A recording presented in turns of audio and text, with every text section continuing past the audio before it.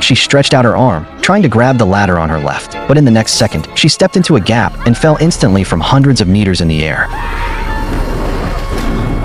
The accident came out of nowhere. The woman on the tower hadn't even reacted when everything went silent below the rope. Crying, she slowly leaned over, ready to face the horrible truth. But to her shock, her best friend was still hanging on the rope. She hadn't fallen to her death. She had only scraped her hands badly while gripping the rope and could not climb up any further. The woman could barely believe it, but she quickly snapped back to her senses. She secured herself, grabbed the rope, and pulled with all her strength. She soon hauled her friend back up, along with the backpack holding water and a drone. The woman hurriedly pulled out the water bottle and drank deeply, easing the thirst and hunger of 2 days. Right after, she took out a receipt, wrote a message for help on the back with her eyeliner, then tucked it into the drone, preparing to send a distress signal 600 meters down to the ground. Ready, the drone took off successfully. Under the woman's control, it flew quickly toward distant buildings. Soon a restaurant appeared on the screen. If the drone crashed into the glass, it would draw people's attention and they would see the note. The woman could not contain her joy and let out an involuntary laugh. But just as the drone crossed the road, a speeding truck suddenly passed by and smashed the drone right out of the air. The woman froze.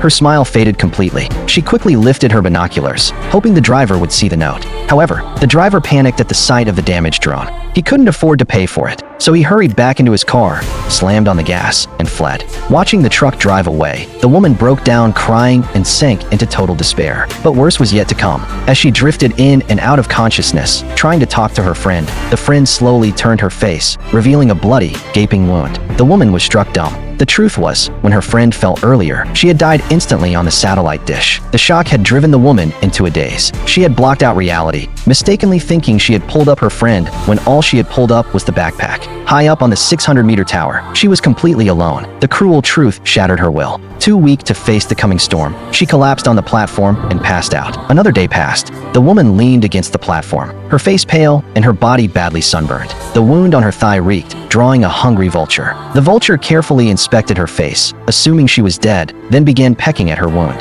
But at that moment, the woman quietly opened her eyes and stared straight at the vulture. She slowly set down her phone, then suddenly grabbed the vulture by the neck. High above the ground, a life-or-death struggle began. The vulture's claws tore at her, making her scream in pain. But the woman endured the agony, slamming the vulture's head against the platform again and again. After a long struggle, the vulture went still. The woman gasped for breath, letting out an animal-like roar from her throat. Then, eyes wide, she began eating the foul, bloody vulture meat. At that moment, she had only one thought. No matter what, she had to survive. After eating, she untied the safety rope and climbed down the platform along the broken ladder. She tied one end of the rope to the lowest metal bar, made sure it was secure, then dropped the 15-meter rope and began sliding down as fast as she could. This time, her movements were sharp and decisive. When the rope ran out, she unclipped her harness without hesitation and jumped bravely onto the satellite dish, reaching her friend's body. Staring at her friend's cold, stiff corpse, the woman was overwhelmed with mixed emotions. Just thinking about what she was about to do brought tears of guilt to her eyes.